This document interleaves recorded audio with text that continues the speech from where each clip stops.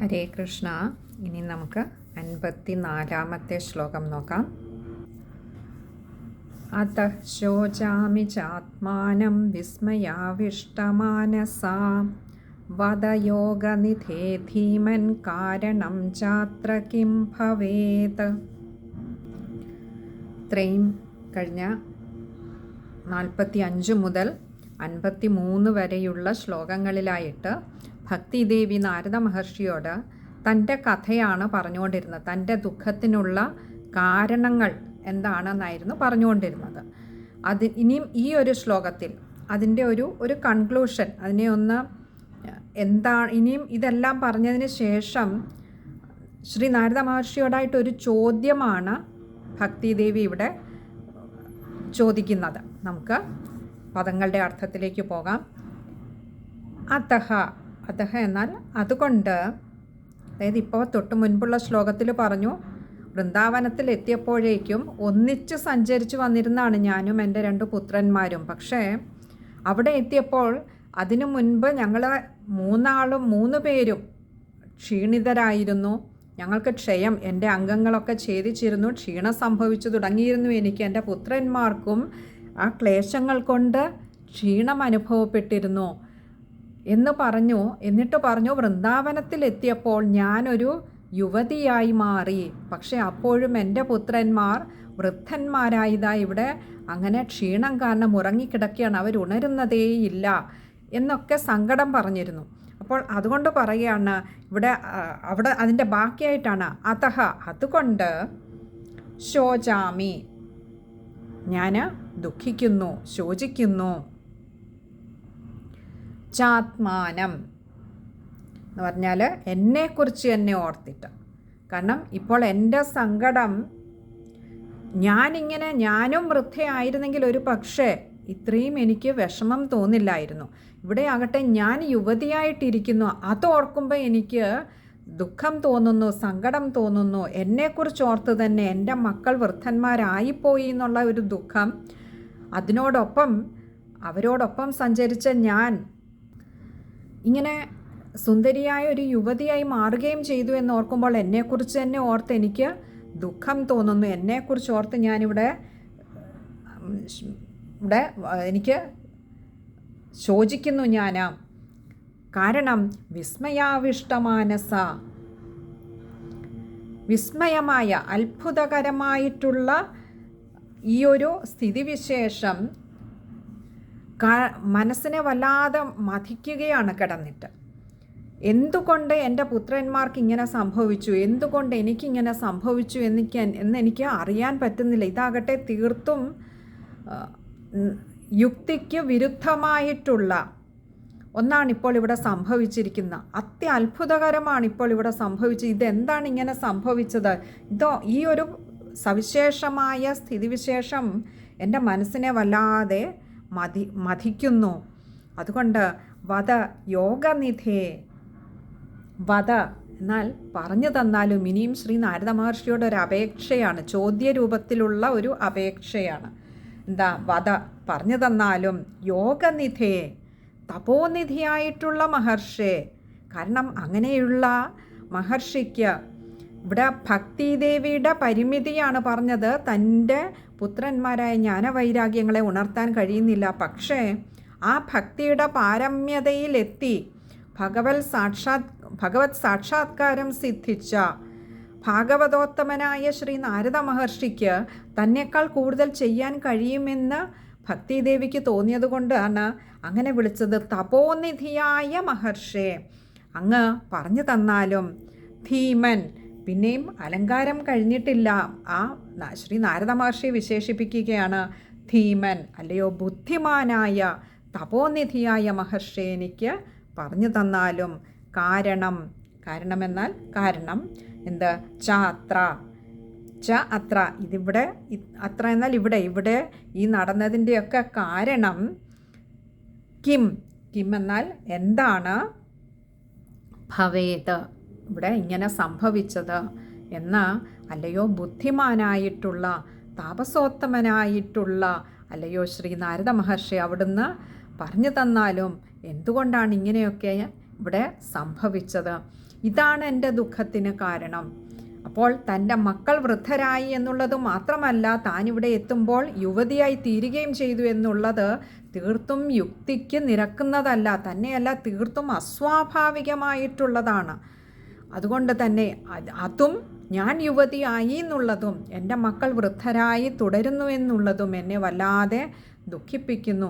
എന്തുകൊണ്ടാണ് മഹർഷി ഇങ്ങനെയൊരു പരസ്പര വിരുദ്ധമായിട്ടുള്ള കാലത്തിന് ന്യായീകരിക്കാൻ കഴിയാത്ത, കാലത്തിന് വിശദീകരിക്കാനാവാത്ത ഈ ഒരു സവിശേഷമായ സ്ഥിതിവിശേഷം ഉണ്ടായത് എന്ന് സർവജ്ഞനായ ഭാഗവതോത്തമനായ അങ്ങയ്ക്ക്, തപോനിധിയായ അങ്ങയ്ക്ക്, ബുദ്ധിമാനായ അങ്ങയ്ക്ക് അറിയാൻ കഴിയുമല്ലോ. അതുകൊണ്ട് അല്ലയോ മഹർഷി അങ്ങ് പറഞ്ഞു തന്നാലും. അപ്പോൾ ഒരു ചോദ്യവും അവിടെയുണ്ട്, എന്തുകൊണ്ടാണ് ഇങ്ങനെ സംഭവിച്ചത്, ഒപ്പം ഒരു അപേക്ഷയാണ്, അത് പറഞ്ഞു തന്നാലും എന്നുകൂടി. ഇനി നമുക്ക് ആ ശ്ലോകം ഒന്നുകൂടി ഒന്ന് നോക്കാം. അത ശോചാമി ചാത്മാനം വിസ്മയാവിഷ്ടമാനസാ വദയോഗനിധേ ധീമൻ കാരണം ചാത്ര കിം ഭവേത്. ഇവിടെ വായിക്കുമ്പോൾ ശ്രദ്ധിക്കേണ്ട കാര്യങ്ങൾ, ആദ്യത്തെ വാക്കിൽ തന്നെ ഒരു വിസർഗമുണ്ട്, അത. അവിടെ ഒരു പകുതി ഹകാരം കൊടുത്ത് പറയുക. പിന്നെ ചാത്മാനം, ആത്മാനമായതുകൊണ്ട് തന്നെ അകാരം നീട്ടിയെടുക്കുക. പിന്നെ ഉള്ളതൊക്കെ വിസ്മയാവിഷ്ടമാനസ, ചിന്താവിഷ്ട എന്നൊക്കെ പറയുന്ന പോലെ വിസ്മയാവിഷ്ടമാനസ, അത്യധികം അത്ഭുതം കൊണ്ട് എന്നുള്ള വിസ്മയാവിഷ്ട, അത്യത്ഭുതകരമായിട്ടുള്ള എന്ന് ആ ഒരു ഇത് നമുക്ക് അത് മറ്റുള്ള വാക്കുകളോട് ചേർത്ത് അങ്ങനെ വന്ന് കേട്ടിട്ടുള്ളതുകൊണ്ട്, ചിന്താവിഷ്ട എങ്ങനെയൊക്കെ പറഞ്ഞ് കേട്ടിട്ടുള്ളതുകൊണ്ട് വായിക്കാൻ ബുദ്ധിമുട്ടുണ്ടാവില്ല. ഇത് ഇത്രയും കാര്യങ്ങളാണ് ആ ഒരു ശ്ലോകത്തിൽ ശ്രദ്ധിക്കാനായിട്ടുള്ളത്. ഇവിടെ ഭക്തിദേവി എന്ന അമ്മയുടെ ആ ഒരു മാതൃത്വ ഭാവം വളരെ വ്യക്തമാകുന്നുണ്ട്. ഒരു പക്ഷേ താൻ ശരിയായ തൻ്റെ പ്രായം അല്ലെങ്കിൽ വാർദ്ധക്യത്തിൻ്റെ അല്ലെങ്കിൽ ആ യൗവനം വിടുന്ന ആ ഒരു തലത്തിലായിരുന്നു നിന്നിരുന്നതെങ്കിൽ, അല്ലെങ്കിൽ അതിനേക്കാളൊക്കെ വളരെയേറെ പ്രായമായി പെട്ടെന്ന്, എന്നിരുന്നാൽ പോലും ആ അമ്മയ്ക്ക് ദുഃഖം തോന്നില്ലായിരുന്നു. തൻ്റെ മക്കൾ ചെറുപ്പമായി തന്നെ നിലനിന്നിരുന്നുവെങ്കിൽ. ഇവിടെ അമ്മയ്ക്ക് ദുഃഖം തൻ്റെ മക്കൾ ഇങ്ങനെയായി എന്ന് തന്നെയല്ല, താനിങ്ങനെ യുവതിയായി പോയി എന്നുള്ള രണ്ട് തരത്തിലുള്ള ദുഃഖമാണ്. നോക്ക്, ഇവിടെ വളരെ വ്യക്തമായി നമുക്ക് പറഞ്ഞു തരികയാണ്, ഭക്തി അതിൻ്റെ ഏറ്റവും ഔന്നത്യ ഭാവത്തിലേക്ക് എത്തുന്നത് ശരിയായ ജ്ഞാനം നേടിയതിന് ശേഷം അതിലൂടെ ആ ഒരു വിരക്തി നമ്മളിൽ വന്നു ചേരുമ്പോൾ മാത്രമാണ്. കാരണം ഇത് എല്ലാം കൂടി നമുക്ക് ഒന്നിനോട് തോന്നുന്ന ഒരു മമതാ ബന്ധം, അല്ലെങ്കിൽ ഒരു ഇഷ്ടം, അല്ലെങ്കിൽ ചിലതിനോടുള്ള ആസക്തി, ഇങ്ങനെയുള്ളതും ഭക്തിയും കൂടി ഒരിക്കലും ഒരേപോലെ പോവില്ല. അതെപ്പോഴും പാരലായിട്ട് അഥവാ സമാന്തരമായിട്ട് മാത്രമേ പോവുകയുള്ളൂ.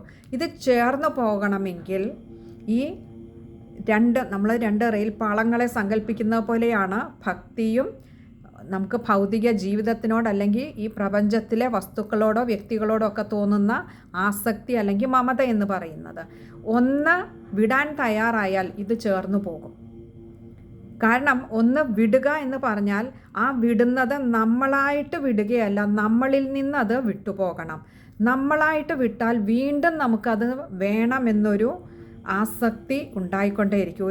നമുക്കൊക്കെ അറിയാം, ഷുഗർ പേഷ്യൻസ്, നമുക്ക് ഷുഗർ ഉള്ളവർക്ക് എപ്പോഴും മധുരത്തിനോടൊരു അത് അവർ വേണ്ടാന്ന് വെക്കുമ്പോൾ അവർക്ക് എത്രമാത്രം വേണ്ടാന്ന് വെച്ചാലും മനസ്സിനെ നമ്മൾ പിടിച്ചു നിർത്താൻ ശ്രമിക്കും തോറും അത് വീണ്ടും അതിലേക്ക് അടുക്കാനുള്ള ഒരു പ്രവണത കൂടുതലായിരിക്കും മനസ്സിന്. യാതൊന്നിനെയാണോ നമ്മൾ മനസ്സുകൊണ്ട് നിർബന്ധമായിട്ടൊരു നിർബന്ധ ഭാവം അതിൽ വന്നാൽ അതിനെ ദൂരെ നിർത്താൻ ശ്രമിക്കും തോറും അതിലേക്ക് കൂടുതൽ അടുക്കാൻ മനസ്സ് താല്പര്യപ്പെട്ടുകൊണ്ടേയിരിക്കും.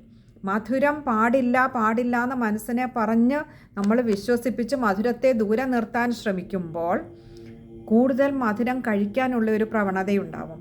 മറിച്ച് അത് നമുക്ക് നല്ലതിനല്ല, അല്ലെങ്കിൽ അതിൻ്റെ ദോഷഫലങ്ങളെക്കുറിച്ചൊക്കെ നന്നായി നമ്മൾ മനസ്സിലാക്കി കഴിഞ്ഞാൽ പതിയെ ആ മധുരം തിന്നാനുള്ള ആ ഒരു ആഗ്രഹം അല്ലെന്നുണ്ടെങ്കിൽ ആ ഒരു ആസക്തി നമ്മളിൽ നിന്ന് പതിയെ പതിയെ പതിയെ കുറഞ്ഞു പോകും എന്ന് പറഞ്ഞതുപോലെയാണ് ഈ ഭൗതിക പ്രപഞ്ചത്തിലെ എല്ലാത്തിനോടും പൊതുവെ നമുക്ക് കൊച്ചുകുട്ടിയായിരിക്കുമ്പോൾ മുതലേ മധുരത്തിനോടൊരു ഇഷ്ടമുണ്ടാവും. അത് പലതരത്തിലുള്ള മധുരമാവാം. ചിലർക്ക് ഐസ്ക്രീം ആവും, ചിലർ പഞ്ചസാര വാരി തിന്നുന്ന കണ്ടിട്ടുണ്ടാവും കുട്ടികൾ, ചിലർക്ക് മറ്റ് പല മധുര പലഹാരങ്ങളോടായിരിക്കാം.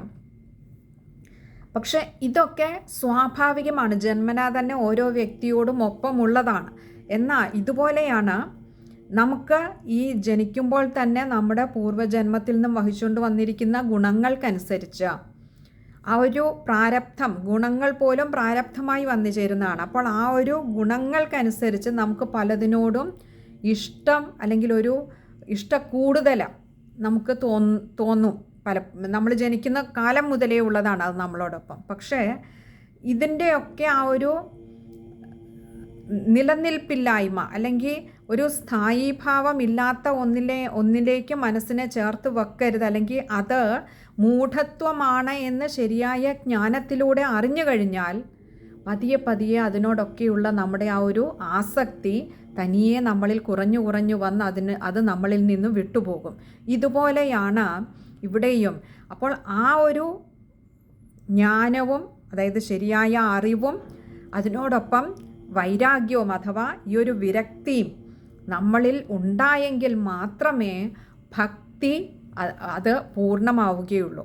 അപ്പോൾ ഇത് രണ്ടുമില്ലാതെയുള്ള ഭക്തി, നമുക്ക് ബാഹ്യപ്രപഞ്ചത്തോട് ആസക്തിയിൽ നിന്നുകൊണ്ടുള്ള ഭക്തി എന്ന് പറയുന്നത് വെറും ഒരു ബാഹ്യമായ കേളി മാത്രമാണ്. അതിനൊരു അടിത്തറയില്ല. നമ്മൾ അടിത്തറയില്ലാതെ ഒരു കെട്ടിടം പൊക്കിയാൽ എങ്ങനെ ഇരിക്കുമോ അതുപോലെയാണ്. അപ്പോൾ അടിത്തറ എങ്കിലേ കെട്ടിടം കുറേ നാൾ സുരക്ഷിതമായി നിൽക്കുകയുള്ളൂ. അതുപോലെ അടിത്തറയാണ് ജ്ഞാനവൈരാഗ്യങ്ങൾ. അതില്ലാതെ കെട്ടിപ്പൊക്കുന്ന എപ്പോൾ വേണമെങ്കിലും ഇടിഞ്ഞു വീഴാം. അഥവാ അത് നമുക്ക് ആവശ്യത്തിന് വേണ്ടി, അല്ലെങ്കിൽ നമ്മുടെ എന്തെങ്കിലും ഒരു പ്രത്യേക സാഹചര്യത്തിൽ ഒരു ദുഃഖം വരുമ്പോൾ, അല്ലെങ്കിൽ എന്തെങ്കിലും ഒരു ആവശ്യം വരുമ്പോൾ ഭഗവാനെ സമീപിക്കുന്ന ഭക്തി, ജ്ഞാനവൈരാഗ്യങ്ങളില്ലാതെയുള്ള ഭക്തി, അത് ഏത് നിമിഷവും അതിന് ക്ഷയം സംഭവിക്കാം, അല്ലെങ്കിൽ ക്ഷതമേൽക്കാം. അപ്പോൾ ജ്ഞാനവൈരാഗ്യങ്ങളിലൂടെ നേടുന്ന ഭക്തി മാത്രമേ, ഭഗവാനെക്കുറിച്ച് അങ്ങനെ അറിഞ്ഞെങ്കിലേ അതൊന്നു മാത്രമേ ശാശ്വതമായിട്ടുള്ളൂ. ബാക്കി ഈ പ്രപഞ്ചത്തിൽ കാണുന്നതൊക്കെ ജലത്തിലെ കുമിളകളെപ്പോലെ ഏത് നിമിഷവും ഇല്ലാതെയാകുന്നതാണ് എന്ന് തിരിച്ചറിയാൻ കഴിഞ്ഞാൽ, ശാശ്വതമായ ഒന്നിലേക്ക് മനസ്സിനെ ചേർത്ത് വെക്കാൻ കഴിഞ്ഞാൽ, അതിലൂടെ വരുന്ന ഭക്തി എപ്പോഴും വളരെ ആനന്ദപ്രദമായിരിക്കും, ആസ്വാദ്യകരമായിരിക്കും. അതല്ലാതെയുള്ളത് നമ്മളൊരു വഴിപാട്, ഞങ്ങളുടെയൊക്കെ നാട്ടിൻ പുറത്ത് പറയും വഴിപാട് നടത്തുക, അതായത് വെറുതെ ഒരു വഴിപാടിന് വേണ്ടി ചെയ്യുക എന്ന് പറയും. നമുക്കതിനോടൊരു മനസ്സതിനോട് ഇഴുകിച്ചേരാതെ, അല്ലെങ്കിൽ നമുക്കതിനോടൊരു ഒട്ടലില്ലാതെ വെറുതെ നടത്തുന്ന ഒരു ബാഹ്യമായ ഒരു പ്രകടനം മാത്രമായി അപ്പോൾ ഭക്തി മാറിപ്പോകും. അതുകൊണ്ട് ശരിയായി ആദ്യം നേടേണ്ടത്, ശരിയാണ്, നമ്മൾ കൊച്ചുകുട്ടിയായിരിക്കുമ്പോൾ മുതലേ നമുക്കറിയാം, കുട്ടികൾക്ക് നമ്മൾ ഭഗവാന്റെ കഥകളൊക്കെ പറഞ്ഞു കൊടുക്കും. പക്ഷെ ആ കഥകളിലൂടെ അതിനുശേഷം കുട്ടികൾ സ്കൂളിലെത്തുമ്പോൾ മോറൽ സയൻസ് പഠിക്കാറുണ്ട്. അതിനകത്തുനിന്ന് പല മോറൽസും കുട്ടികൾക്ക് പറഞ്ഞു കൊടുക്കാറുമുണ്ട്.